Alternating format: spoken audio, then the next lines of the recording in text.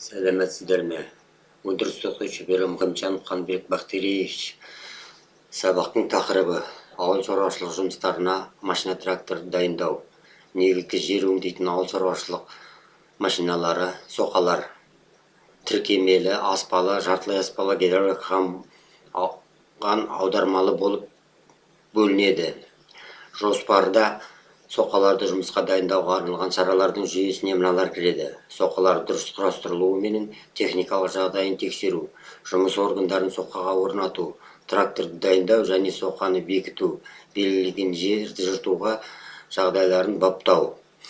Баптау кезінде соқаны тегіс орынға орнатып, соқаның жалпы қаңқасын, агрегатталып тіркелетін тіркемесін, тіреуіш дөңгелегін майлап, бұрандаларын қайталап, бұрап тексеру, соқалардың корпусын, қайырмасын, пышағын тексеріп, бұзып, жинап, орнына қайта бекітіп, қатайтып, жұмысқа дайындап қою.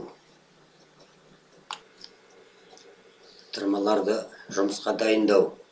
Дайындау кезінде тырмаларды бірінші тазалап, одан дейтін тырманың ұштарының үшкірлігін тексеріп, егерде керек болса тырмаларды бұзып, тістерін ағытып, темір ұстаханада жоғары температурада шоқта қыздырып, темірді қыздырып тұрып, төске қойып, балғамен ұштап, ұшын салқын суға салып, суарып, қатайтып, сосын бір бағытта ұштарын келтіріп, орындарына қойып, жинап, бұрандаларын қатайтып, бұрап, жиналғанын тексеріп шығамыз, дұрыс жиналғанын.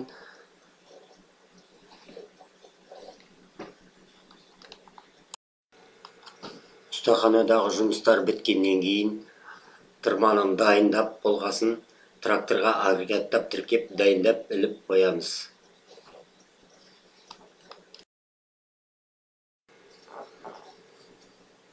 Тұқым сепкіш, сызғыш 2:1 егіс алқабына бару үшін алдын ала себу аппараттарын тексеріп, мұқият дайындау керек. Тұқым қорабын тазалаймыз, барлық сыртқы бұрандалар қосылыстарын тексеріп, қажет болған жағдайда бекітеміз.